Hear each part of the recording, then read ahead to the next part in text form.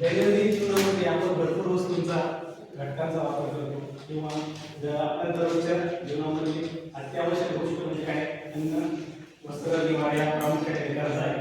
त्यामध्ये अन्न आणि अन्न असेल पाणी असेल हे महत्त्वाचे, कारण का कुठे पण गेलो आपण किंवा दररोजच्या दैनंदिन जीवनात त्याशिवाय आपल्याला काही होऊ शकत नाही। हवा पण गरजेची, पण शक्यतो आता आपल्या दैनंदिन जीवनामध्ये या गोष्टी जास्त महत्त्वाच्या।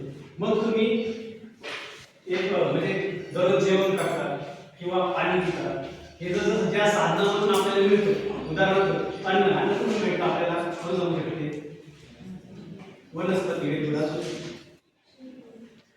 शेतीमधून पण मिळतं, वनस्पतीमधून मिळतं, काही प्राण्यांकडून मिळतं आपल्याला दूध असेल किंवा इतर वस्तू असतील। बरोबर, हे वस्तू आपण जसं तसं घेतो आणि खातो का नाही, बरोबर, त्यासाठी आपल्याला काही गोष्टी कराव्या लागतात। उदाहरणार्थ जे अन्न आपल्याला वनस्पतीपासून मिळालं, आपण ते जसं खातो का नाही, त्याच्यावर आपण काही क्रिया करतो। अन्न शिजवणे असेल, उकडवणे असेल किंवा त्याचं काही वेगवेगळ्या गोष्टी करून आपण खात असतो। जसं ज्या वस्तू भेटतात खातो का आपण नाही। पाणी आपल्याला कुठून मिळतं, कोणत्या ठिकाणून पाणी मिळतं, विहीर बरोबर, अजून नदी बरोबर, अजून तलाव असते। मग हे पाणी आपण नदीमध्ये प्यायला जातो कधी नाही, तलावाला जातो प्यायला कधी नाही। मग या वस्तू हे पाणी असेल अन्न असेल हे आपण काहीतरी कुठे साठवत असतो, त्या वस्तू खाण्यासाठी किंवा वापरण्यासाठी। पाणी पिण्यासाठी आपण काही गोष्टींचा वापर करतो किंवा अन्न शिजवण्यासाठी काही गोष्टींची गरज असते, आपल्याला साहित्याची गरज लागते, बरोबर। मग ते साहित्य कोण बोलते, अन्न आपल्याला खायचंय, शिजवायचंय, उकडवायचंय किंवा ते तयार करायचं आहे, त्यासाठी कशी गरज आहे, भांड्याची गरज होती, बरोबर, भांड्याची आवश्यकता असते। पाणी पिण्यासाठी कशी गरज असते, ग्लास असेल किंवा पाणी साठवण्यासाठी कशी गरज पडते, वेगवेगळ्या वस्तूंची, बरोबर। मग हे तुम्ही कधी बघितले का, हे चित्र मी तुम्हाला दाखवतो किंवा ही वस्तू मी दाखवली तुम्हाला, कोण सांगू शकते का काय म्हणतात, बरोबर, माठ म्हणतात, अजून काही मडके पण म्हणतात, बरोबर। या वस्तूचा वापर आपण कशासाठी करत असतो, पाणी साठवण्यासाठी, बरोबर। फक्त पाणी साठवण्यासाठी करतात का नाही, जुन्या काळामध्ये या मडक्याचा वापर किंवा माठाचा वापर धान्य साठवणं असेल, पाण्यासाठी करतच होते, पण धान्य साठवणं असेल किंवा वेगवेगळ्या वस्तू ठेवण्यासाठी सुद्धा त्याचा वापर होत होता, बरोबर। या भांड्याचा वापर आपण वेगवेगळ्या दैनंदिन जीवनामध्ये करतो, फक्त एकच मडक्याचं भांडं नाही, बरोबर, एकच भांड्याचं मडक्याचं नाही, मग त्याचे प्रकार पण पाडतात।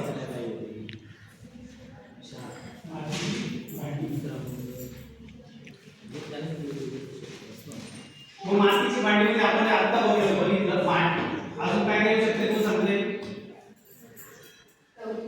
तवली, अजून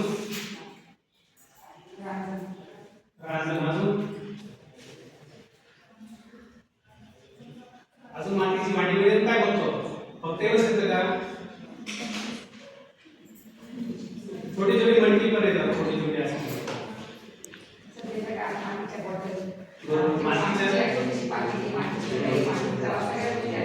आधुनिक सध्या, पण जुन्या काळामध्ये पण वापरले गेलेले चुली मातीच्या,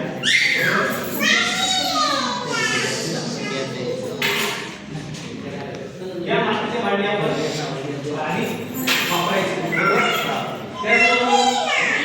फक्त मातीची भांडी होती का नाही, तर मातीबरोबर दुसरी पण वस्तू आधी वापरायची किंवा भांडी वापरायची, कोणती सांगते नाव,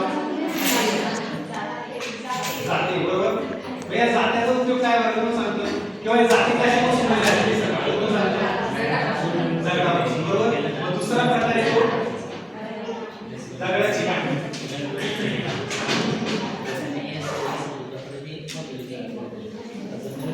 त्याच्यामुळे काय जाती, बरोबर।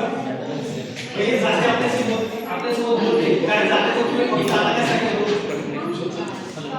डाळ असेल,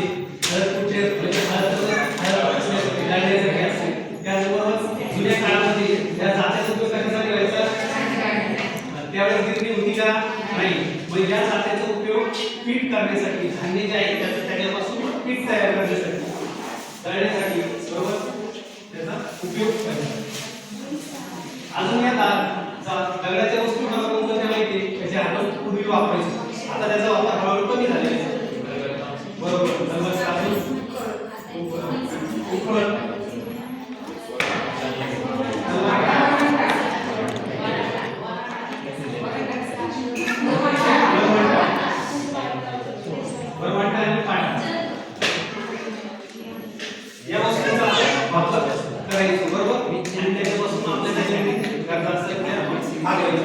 त्याचबरोबर आता या वस्तूचं नाव काय कोण सांगतं?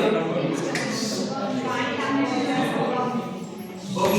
बरोबर, काय म्हणतात त्याला? बंब. ही वस्तू कशापासून बनलेली आहे? मातीपासून बनलेली आहे, दगडापासून बनलेली आहे? नाही. कशापासून? एक तांबेवरून दुसरं काय बोलू शकतो आपण त्याला? धातूचा वापर झाला. मग सर्वात आधी मातीचा वापर झाला, नंतर दगडांचा पण वापर केला, त्यानंतर धातूचा झाला, म्हणजे धातूची भांडी.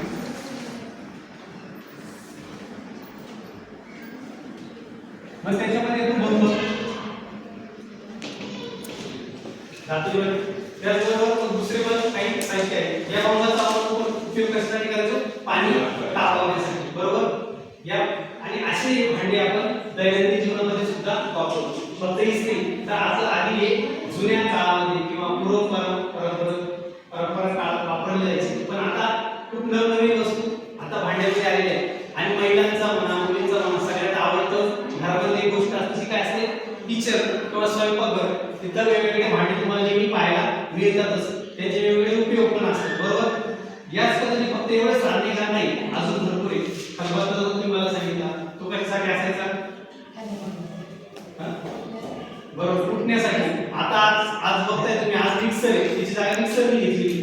पाणी तापवण्यासाठी मी तुम्हाला जो बंब दाखवला, आज तो बंब आपण वापरतो का? नाही. खूप क्वचित 1-2% ग्रामीण भागामध्ये त्याचा वापर होतो, पण आता त्याची जागा कोणी घेतली? सोलर असेल किंवा दुसरे इलेक्ट्रिक हीटर असेल, बरोबर, याचा वापर आहे. त्याचबरोबर वरवंटा, पाटा याचा पण आता खूप वापर कमी झालेला आहे. अशाच हे भांड्याचा आपण उपयोग भांड्याच्या दुनियेमध्ये किंवा त्या दुनियेत आपण जाणार आहे. आणि हा पाठ अभ्यासाच्या दृष्टीने खूप महत्त्वाचा आहे. धन्यवाद.